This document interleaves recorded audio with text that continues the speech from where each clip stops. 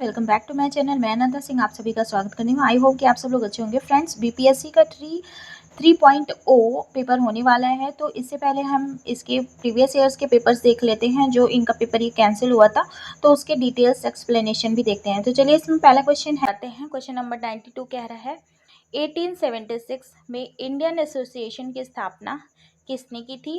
तो Indian association की स्थापना की थी आपके सुरेंद्र नाथ बनर्जी जी ने किया था। चलिए अब इसके बारे में जानते हैं कि इंडियन एसोसिएशन की स्थापना जुलाई 1876 में कलकत्ता में हुई थी। ठीक है, कहाँ पे हुई थी? कलकत्ता में हुई थी। इंडियन एसोसिएशन की स्थापना सुरेंद्र नाथ बनर्जी ने की थी, जो उस समय गरम दल के नेता समझे जाते थे।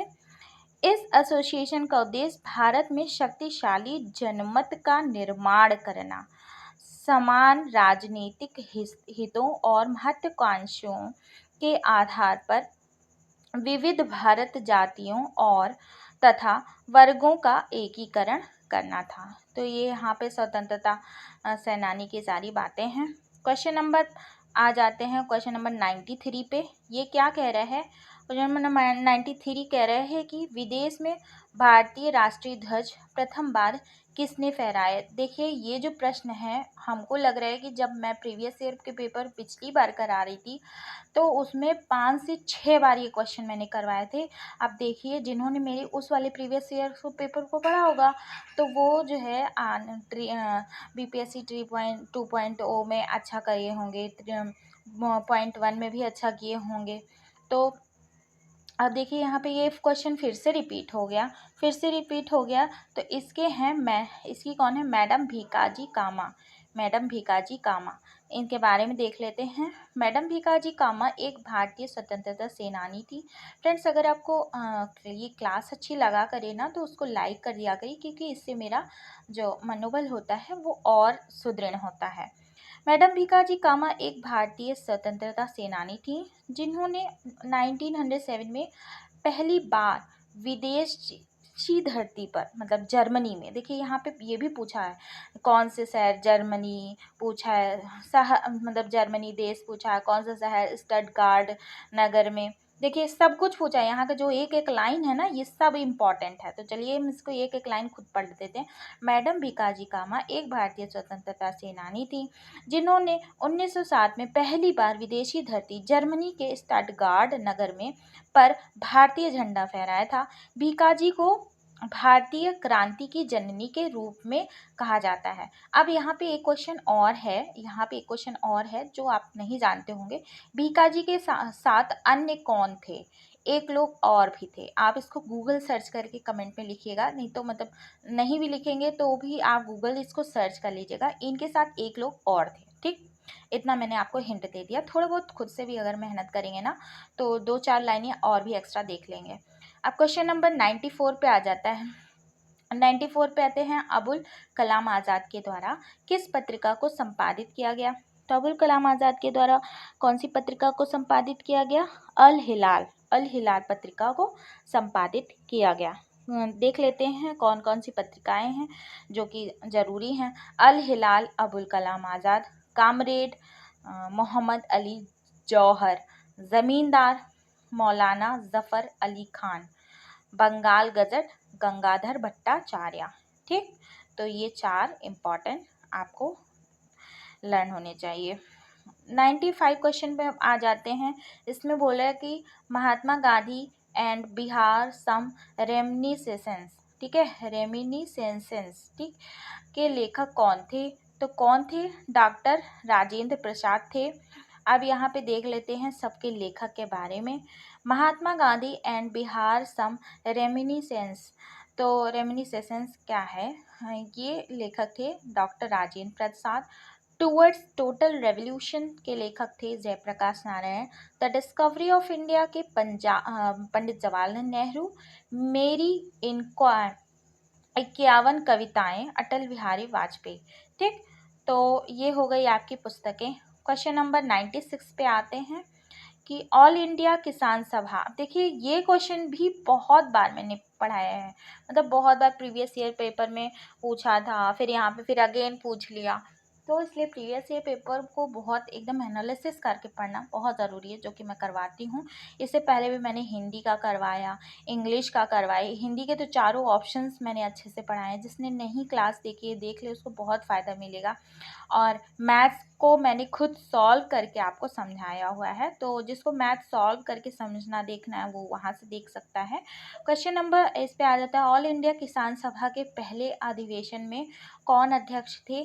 तो थे सहजानंद सरस्वती। ठीक है, सहजानंद सरस्वती। अब यहाँ पे आ जाती है इनकी डिटेल वाली बात इसलिए क्योंकि क्वेश्चन बहुत इंपॉर्टेंट है। मैं इसलिए कह रही हूँ क्योंकि मैंने बहुत सारे बीपीएससी के पेपर्स करवा रखे हैं।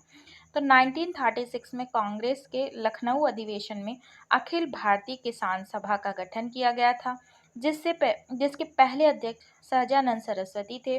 तो कभी कभी ये सभा का नाम पूछ लेता है, कभी सन पूछ लेता है, कभी कौन सा अधिवेशन था ये पूछ लेता है। ठीक है, तो ऐसे करके घुमा फिरा के बस क्वेश्चन इन्हीं में से ही पूछ रहे हैं। ठीक, तो इस सभा में एक किसान घोषणा पत्र जारी किया, जिसमें जमींदारी उन्मूलन और सभी किराएदारों के लिए अधिकारों की मांग की गई थी। ठीक, तो इसको देख लीजिएगा। और एक बात और मैं आपको बता दूं कि जो मैंने प्रीवियस ईयर्स के पेपर्स कराए हैं बीपीएससी के, पहले करवाए हैं पहले की वीडियोस में, तो उस क्लास को भी देख लीजिएगा, क्योंकि उससे मैं देख रही हूँ कि बहुत सारे क्वेश्चंस ये नए पेपर्स में मिल रहे हैं। तो वो भी प्रीवियस ईयर का पेपर है, तो उसको भी जा कर के देख लीजिएगा। ठीक है, तो 97 पे आ जाते हैं। पटना महिला महाविश्वविद्यालय कब स्थापित हुआ?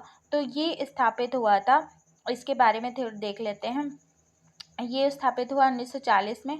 इस कॉलेज का संचालन 1870 में स्थापित एक स्वदेशी शैक्षिक निकाय sisters of the apostolic Carmel द्वारा किया जाता है। यह बिहार का पहला महिला कॉलेज था। ठीक है, बिहार का पहला महिला कॉलेज था, सोचिए कितना इम्पोर्टेंट था। ठीक, और राज्य में महिलाओं की उच्च शिक्षा का अग्रदूत था। गौरतलब है कि 1852 में यह पटना विश्वविद्यालय का एक संघटक कॉलेज बन गया। ठीक, क्वेश्चन नंबर 98 पे आते हैं कि अंतरिम सरकार में डॉक्टर राजेंद्र प्रसाद के पास कौन सा विभाग था? इनके पास था फूड एंड एग्रीकल्चर, मतलब खाद्य और कृषि का विभाग था। इसके अन्य विभाग के बारे में भी पढ़ लीजिएगा। सबसे पहले थोड़ा देख लेते हैं कि वर्ष 1946 में डॉक्टर राजेंद्र प्रसाद पंडित जवाहरलाल नेहरू की अंतरिम सरकार में खाद्य एवं कृषि मंत्री के रूप में शामिल हुए। डॉक्टर राजेंद्र प्रसाद ने कृषि उत्पादन को अधिक से अधिक बढ़ाने और किसानों की समस्या को दूर करने के सुदृढ़ पक्षधर के रूप में उन्होंने अधिक अन्न उपजाओं का नारा दिया। ठीक है, 2 सितंबर 1946 को भारत अंतरिम सरकार का मतलब गठन किया गया। तो कब अंतरिम सरकार का कब गठन हुआ था? 2 सितंबर 1946 को अंतरिम सरकार का गठन हुआ था। क्वेश्चन नंबर 99 पे आ जाते हैं। देखिए, अब वहाँ पे उस वाले क्वेश्चन में ना आप और भी इस तरह के क्वेश्चन पढ़ लीजिएगा, जैसे किसको कौन सा विभाग मिला था, ये पॉलिटी का क्वेश्चन है। ठीक, और किस वर्ष ऑल इंडिया वुमेन्स कॉन्फ्रेंस की स्थापना की गई थी? तो 1927 में देखिए ऑल इंडिया वुमेन्स कॉन्फ्रेंस की स्थापना की गई थी। ठीक, तो 1927 में की गई थी। यह दिल्ली में स्थित एक गैर सरकारी संगठन है। इस सम्मेलन की शुरुआत महिलाओं की शिक्षा को बढ़ावा देने के लिए की गई थी। क्वेश्चन नंबर 100 आ जाता है, बंगाल विभाजन 16 अक्टूबर 1905 को किस दिवस के रूप में मनाया जाता है? तो बहुत शोक दिवस के रूप में मनाया जाता है इसको। ठीक है, अब बंगाल विभाजन 16 अक्टूबर 1905 को शोक दिवस के रूप में मनाया गया। इस दिन हिंदू और मुस्लिम ने एक दूसरे को राखी बांधकर अपनी एकता दिखाई। बंगाल का विभाजन बंगाल के पूर्वी भागों को शेष बंगाल से अलग करने का निर्णय था। इसकी घोषणा 19 जुलाई 1905 को भारत के वायसराय लॉर्ड कर्जन ने किया था। ठीक है, किसने किया था? लॉर्ड कर्जन ने किया था कि यह विभाजन कब प्रभावी हुआ? यह विभाजन हुआ 16 अक्टूबर 1905 को प्रभावी हुआ, इसलिए इसको बोलते हैं शोक दिवस के रूप में मनाया जाता है। क्वेश्चन नंबर 101 आ जाता है, 101 आ जाता है, किस आंदोलन के दौरान बिहार विद्यापीठ की स्थापना की गई? तो अब इसके बारे में हम लोग थोड़ा सा देख लेते हैं यहाँ पे, क्योंकि इसके बारे में डीपली जानना ज़रूरी है। असहयोग आंदोलन के दौरान, देखिए कौन से दौरान? असहयोग आंदोलन के दौरान बिहार विद्यापीठ की स्थापना की गई। तो कौन से आंदोलन के दौरान? असहयोग आंदोलन के दौरान। बिहार की राजधानी पटना में गंगा के किनारे स्थित बिहार विद्यापीठ की स्थापना राष्ट्रपिता महात्मा गांधी ने आम जनता के चंदे से 6 फरवरी 1921 को की है। उल्लेखनीय है कि गांधी जी ने ब्रिटिश सरकार के खिलाफ 1 अगस्त 1920 को असहयोग आंदोलन शुरू किया था, और ये कब तक चला था? ये फरवरी को तक चला था, 1922 तक। और चौरी चौरा कांड के बाद इसको स्थगित कर दिया गया था, स्थगित कर दिया इन्होंने। असहयोग आंदोलन वापस ले लिया था गांधी जी ने जब चौरी चौरा का हत्याकांड हुआ था। 102, अब 102 पे आ जाते हैं। 1917 में चंपारण, देखिए वही क्वेश्चन बार बार रिपीट हो रहा है, इसलिए मैं ये कह रही हूँ कि जो मैंने पहले के प्रश्न करवाए हैं आप उनको जाकर ज़रूर देख लीजिए, क्योंकि ये देखिए यहाँ पे फिर से वही क्वेश्चन आ जा रहे हैं। तो क्या पता पहले के क्वेश्चंस में फिर अगेन इस बार आपकी बार रिपीट कर जाए। और एक क्वेश्चन अगर आप एक नंबर का पा जाते हैं, मतलब एक क्वेश्चन भी अगर आपका सही होता है तो आपके लिए कितना क्रेडिबिलिटी, आपके लिए कितना पॉसिबिलिटी बढ़ जाती है कि आप जो है नौकरी के बहुत करीब रहेंगे। अगर आप नौकरी लेना चाहते हैं तो सच में डीपली अच्छे से पढ़ लीजिए। ठीक है, जो पहले पुराने जितने भी प्रीवियस ईयर पेपर्स मैंने जितने क्वेश्चन कराए हैं सारे ही देख डालिए, सारे कर डालिए एकदम अच्छे से, उसको एकदम दिमाग में बैठा डालिए। देखिए यहाँ पे क्यों मैं कह रही हूँ, मैं इसलिए कह रही हूँ क्योंकि मुझे बार बार वही क्वेश्चन दिख रहे हैं। ठीक, नया क्वेश्चन कुछ अलग नहीं उतना दिख रहा।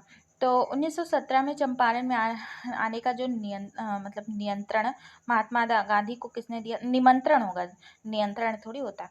निमंत्रण किसने दिया था? तो राजकुमार शुक्ला ने दिया था। अब यहाँ पे थोड़ा सा इसके बारे में देख लेते हैं। 1917 में चंपारण आने का निमंत्रण महात्मा गांधी को राजकुमार शुक्ला ने दिया। महात्मा गांधी के चंपारण आगमन से सत्याग्रह आंदोलन की शुरुआत हुई। यह सत्याग्रह बागान मालिकों द्वारा प्रयुक्त 3 कठिया पद्धति, देखिए यहाँ पे 3 कठिया पद्धति भी याद रखिएगा। इसके विरोध 3 कठिया पद्धति के विरोध में किया गया एक अहिंसक आंदोलन था, जिसने भारत में गांधी जी के सत्य तथा अहिंसा सत्य और हिंसा के ऊपर लोगों को विश्वास सुदृढ़ किया। तो हिंसा नहीं, यहाँ पे अहिंसा होगा। ठीक है, गांधी जी हिंसा का साथ नहीं देते थे, अहिंसा का साथ देते थे। ठीक, क्वेश्चन नंबर 103 आ जाता है। द व्हील्स ऑफ रिटन, देखिए यहाँ पे क्या लिखे? The wheels of history was written by whom, मतलब द व्हील्स ऑफ हिस्ट्री, इतिहास के पहिए नामक जो पुस्तक है वो किसके द्वारा लिखी गई थी? तब यहाँ पे चलिए हम डीपली देख लेते हैं, क्योंकि और भी पुस्तकें हमें याद करनी है। तो द व्हील्स ऑफ हिस्ट्री नामक जो पुस्तक है वो डॉक्टर राम मनोहर लोहिया के द्वारा लिखी गई थी। और ये डॉक्टर राम मनोहर लोहिया थे कौन? और इनके नाम पे यूनिवर्सिटी भी है फैज़ाबाद में, अयोध्या में। तो ये है कौन? थोड़ा सा देख लीजिएगा। गीता रहस्य, लोकमान बाल गंगाधर तिलक, और प्रेजेंट डायरी 1975 जयप्रकाश नारायण के द्वारा लिखा गया था। क्वेश्चन नंबर 104 पे आते हैं। निम्नलिखित में से भारत की स्वतंत्रता के प्रति मुस्लिम लीग की दृष्टिकोण के बारे में कौन सा सही है? तो अब देख लेते हैं यहाँ पे कौन सा सही है कौन सा गलत है। ठीक है, तो देखिए चलिए इसके बारे में डीपली यहाँ पे देख लेते हैं, क्योंकि ये एक थ्योरी टाइप का क्वेश्चन है।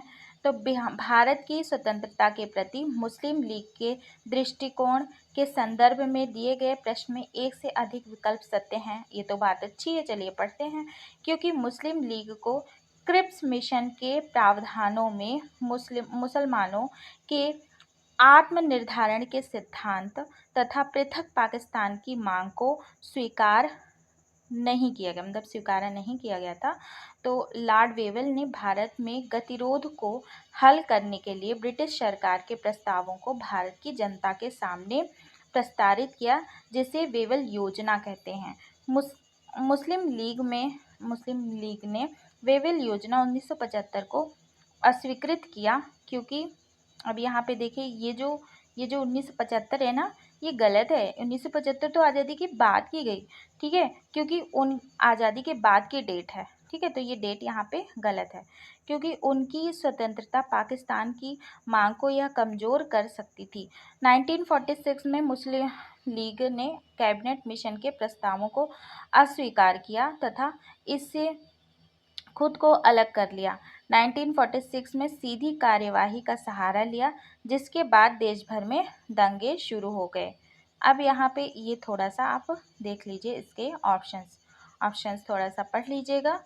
अब हम इसको मतलब आप पॉज करके अच्छे से पढ़ लीजिएगा ऑप्शन। क्वेश्चन नंबर 105 पे आते हैं। निम्नलिखित में से कौन सा भारत में मूल अधिकारों के बारे में सही है? तो अब चलिए मूल अधिकारों के बारे में हम सीधे डिटेल में पहुंच जाते हैं, क्योंकि हमें डिटेल पढ़ना ही जरूरी है।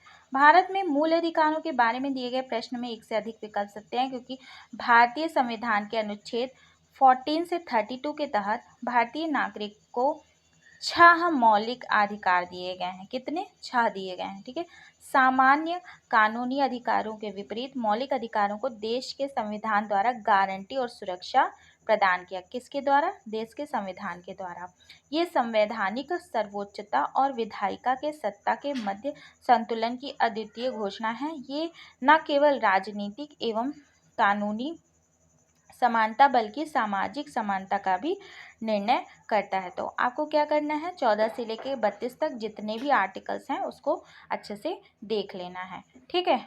अब क्वेश्चन नंबर नेक्स्ट पे आते हैं, 106 क्वेश्चन नंबर पे आते हैं। ये बोल अब चलिए ठीक है, यहाँ पर तक अभी करते हैं। आगे के क्वेश्चंस आगे के क्लास में करेंगे, क्योंकि क्लासेस बहुत लंबी हो जाती हैं, तो आप लोगों को भी दिक्कत होती है और हमें भी अपलोड करने में दिक्कत होती है, ठीक है। फिर मिलेंगे नेक्स्ट क्लास में। तब तक के लिए अगले क्वेश्चंस को और डीपली अच्छे से एक्सप्लेन करूँगी, ताकि आपको समझ में आए, ठीक है। फिर मिलते हैं नेक्स्ट क्लास में, तब तक के लिए बाय बाय, टेक केयर, नमस्कार।